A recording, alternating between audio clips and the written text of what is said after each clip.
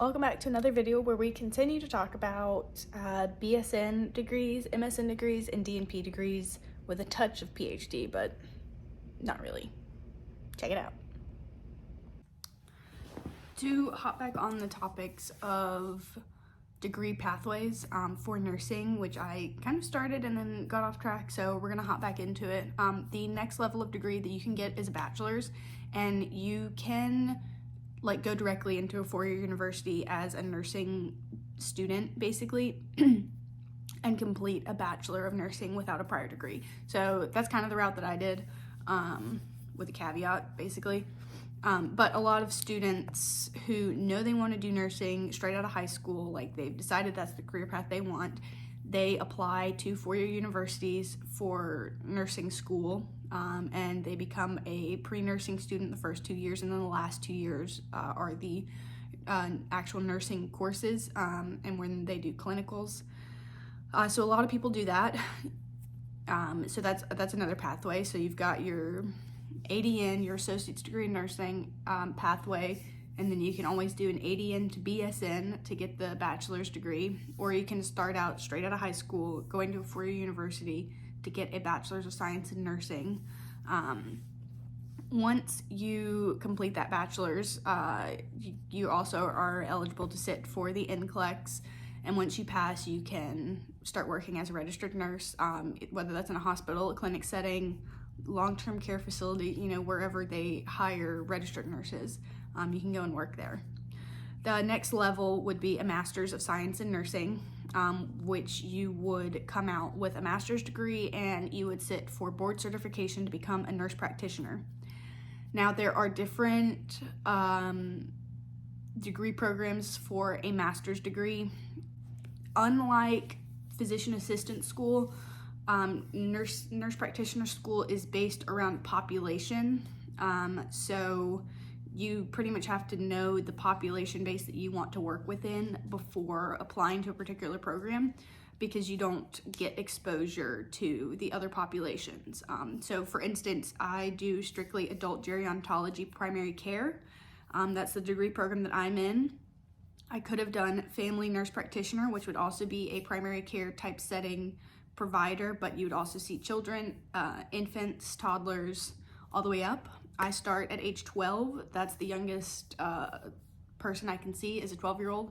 And then, you have your midwifery, which is like labor and delivery. You've got, you can do an acute care. You can do adult gerontology acute care, which you would only be allowed to work in a hospital setting.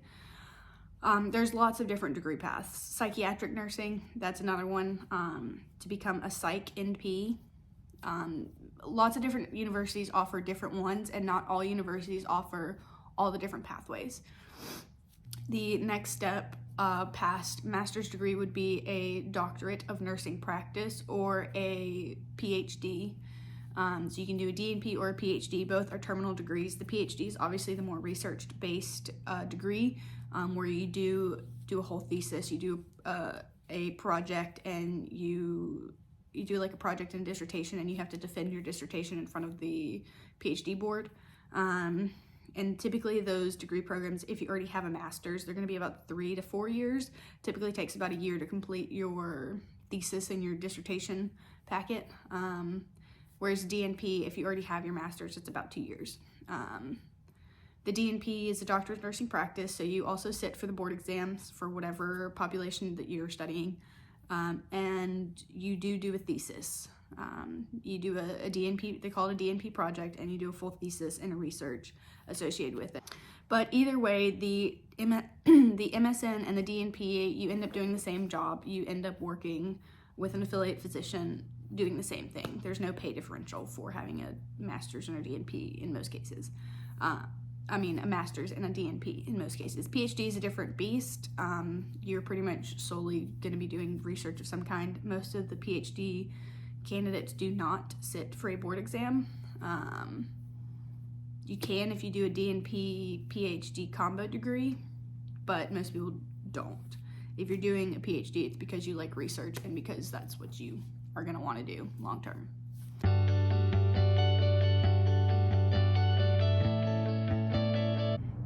One of the other questions I get asked a lot is, do you need an RN and a bachelor's to pursue a master's and a DNP? And the short answer is yes. You need both your RN license and a bachelor's degree.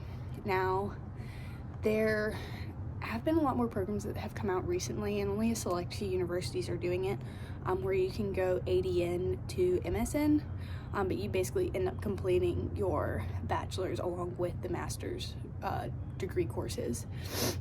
There is a rumor that has been going around for a while now that all MSN programs are going to be transitioned to strictly DNP programs, but as of now that has not happened at all. There are still lots of MSN programs, and there are lots of MSN to DNP programs, and there's lots of BSN to DNP programs. The BSN to DNP programs are typically 4 years, and you do all the requirements, but you basically skip the master's commencement. Basically, you end up doing all the courses that you would do for master's and a doctorate. It's just all together. Sorry, I'm so out of breath. I was just raking leaves and I decided to sit down and answer another question. So you'll have to excuse my huffing and puffing.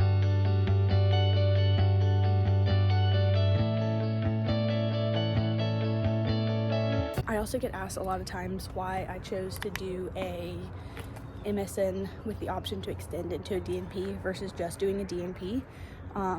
And my answer is basically burnout. I've been in school at the college level since I was 18, and I'm now almost 26. So I've been at school for a long time. This is degree number 4 for me. So I wanted the option to go ahead and stop at the master's level with a master's degree and a master's commencement ceremony versus being required to continue on into the DNP for another 2 years. And right now I can fully tell you that I am burnt out. I am so done with school. I am over it. I think this semester just really kicked my butt and really made the decision for me. I am still considering continuing on into the DNP program, and I have the option to do that if I want. But as of right now, I'm not going to do it, at least not for a while. I want to enjoy life and not have to worry about coming home from work and studying, or coming home from work and prepping for this project or prepping for that. It'd be nice to just come home and hang out with the dogs and not have to think, just fully turn off my brain, which is not really possible right now. But yeah, that is my reasoning, and everyone has their own reasoning. Everyone ends up doing their own thing. It's individualized per person on what they want to do and how they're feeling in that moment and where their life is at that point. So I hope that answers some of your questions. I am gonna go pick up my dad, and we're gonna go to lunch and probably go see some Christmas lights here in a little bit. So I hope you guys have a wonderful holiday season. Hopefully I will put up a video before then, but if not, have a great holiday, have a great new year, and I will see you in 2023. Bye.